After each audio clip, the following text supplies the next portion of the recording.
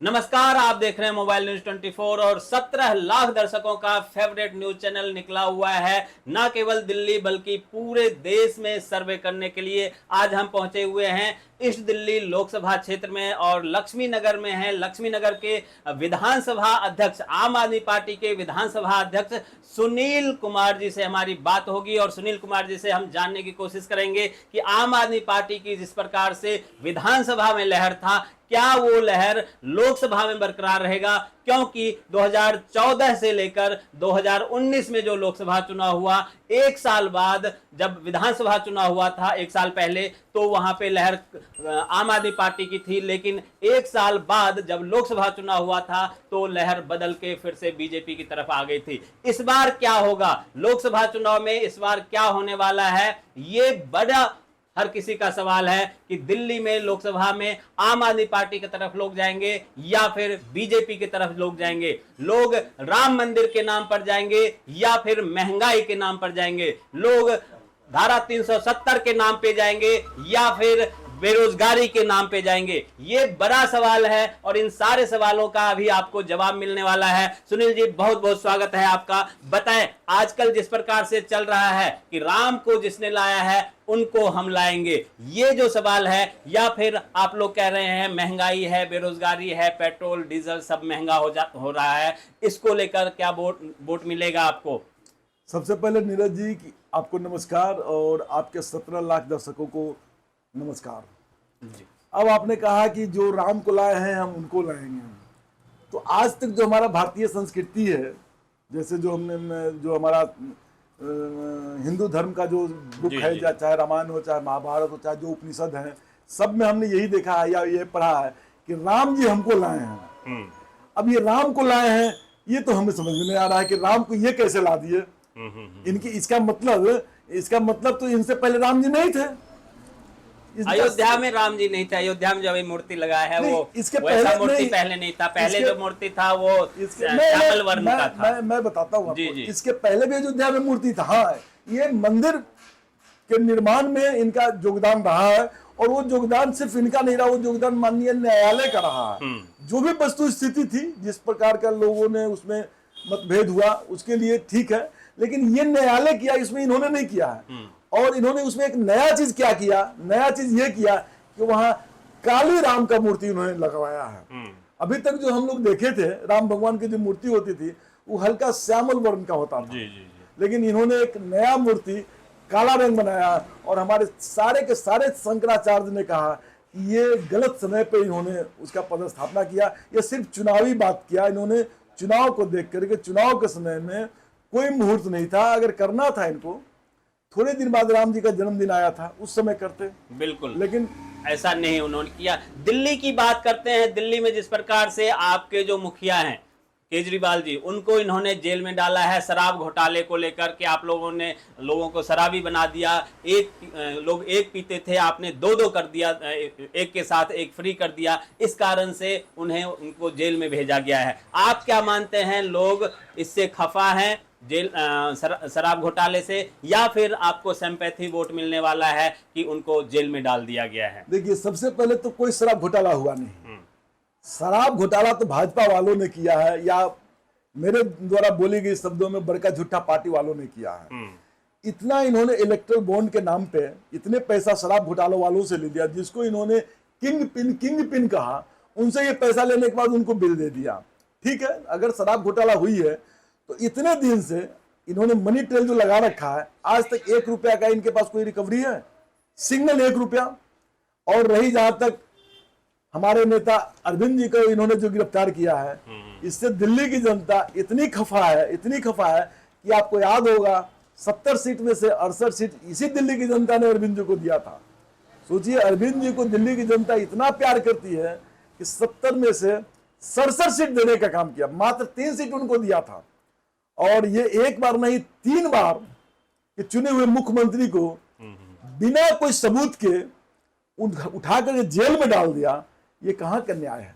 आप मेरे को ये बताओ कि मैं चूंकि बिहार पूर्वांचल से हूं, मैं भी अगर बिहार जाऊं और वहां एक FIR अमित शाह जी के नाम पे या एक FIR माननीय मोदी जी के नाम पे कर दूं और वहां से एक दरोगा आए और कहे कि चलो जी अमित शाह जी अब इस्तीफा दो, चूंकि आपके नाम पे केस है। जबरदस्ती का कोई सीमा नहीं है ना, जबरदस्ती तो किसी के साथ किया जा तो सकता आपका है। एफआईआर दर्ज कौन करेगा वहाँ? एफआईआर भी तो दर्ज होना चाहिए ना। क्यों? एफआईआर तो दर्ज होना होगा, अगर नहीं हो रहा है तो वो भी गलत है। एफआईआर तो किसी के नाम पे दर्ज होनी चाहिए।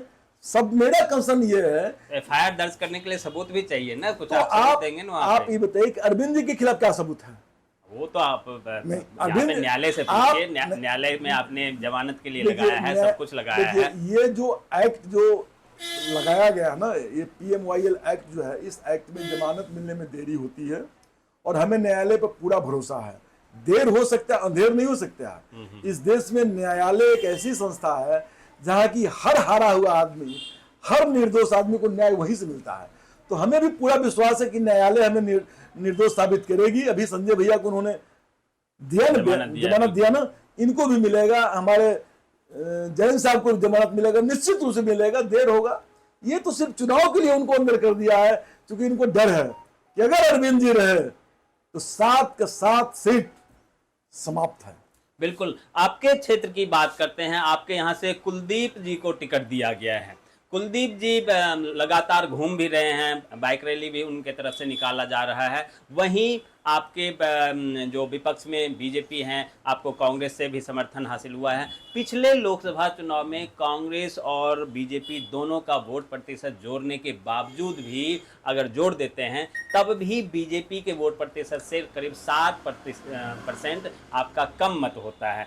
क्या वो 7% जो 2019 में दोनों को मिला के कम था, वो इस बार बढ़े, इसके लिए आप लोगों ने कुछ नया प्लानिंग किया है? देखिए, मैं पूर्वी दिल्ली की बात जी, करता पूर्वी हूं। दिल्ली की। हाँ, मैं पूर्वी दिल्ली जी, की जी, बात जी। करता हूँ, सारी दिल्ली की बात नहीं जी, करूंगा, जी, क्योंकि मैं पूर्वी दिल्ली से हूँ और पूर्वी दिल्ली में मेरा वोट है। मैं पूर्वी दिल्ली की बात करता हूँ। जी, जी।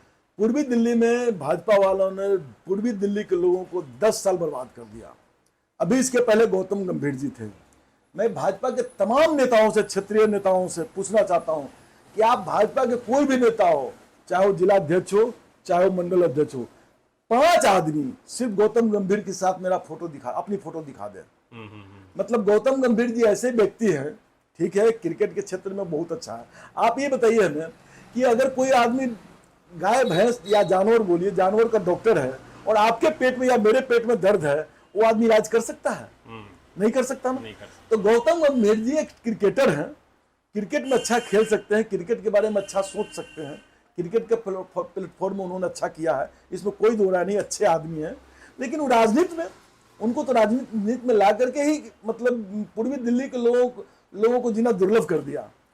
गौतम गंभीर जी बने, 5 साल तक पूर्वी दिल्ली बर्बाद कर दिया उन्होंने। न कहीं क्षेत्र में गए, न कोई उन्होंने विकास का काम किया। विकास का काम छोड़ो, उन्होंने सिर्फ MCD का जो जहां कूड़ा घर था, वो सारी कूड़ा घरों को उन्होंने दखल करके उन्होंने 1 रुपये थाली का स्कीम लगाया। वो 10 गो या 20 गो थाली वहां बनता है, बन जाता है, वो सारे कैप्चर कर लिया उन्होंने। उनका अपना एक NGO है, उस NGO के नाम पे वो पैसे हड़प रहे हैं। 10-20 थाली चल गया, आप लोगों को बुला लिया, चूंकि भाई गौतम गंभीर जी हैं, हमारे पास तो कोई ना आता है, लेकिन गौतम गंभीर जी उनके पास क्यों नहीं जाएंगे? बिल्कुल, उनके पास CRS का तो फंडिंग भी आता है। आप पूर्वी दिल्ली में देखिए, इसके पहले अपना ये थे गिरी जी, चले गए गुजरात। आज गिरी जी कहाँ हैं?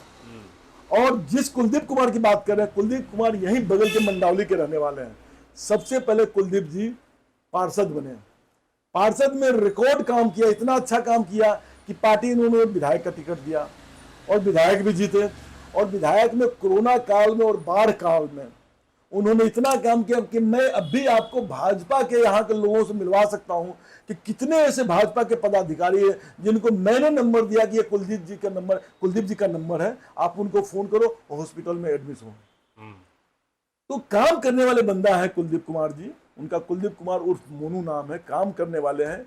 और सबसे बड़ी बात है कि धरातल के लोग हैं, एक दूसरे को जानते हैं। अगर बिल्कुल, इसलिए तो बीजेपी ने भी इस बार काउंसलर को ही टिकट दे दिया। आप ही बताइए, जैसे मैं हूं अभी, चलो ठीक है, मैं तो पदाधिकारी हूं, ये हमारे लाल साहब भाई हैं, ये तो CH, लेकिन इनको बोलिए अगर ये अभी फोन करेंगे तो इनको भी कुलदीप कुमार कहेगा ठीक है भाई साहब मैं आ रहा हूं, बताइए कहां पे आना है, क्या करना था। ऐसे लोग हैं, ऐसे लोगों को जीतना चाहिए।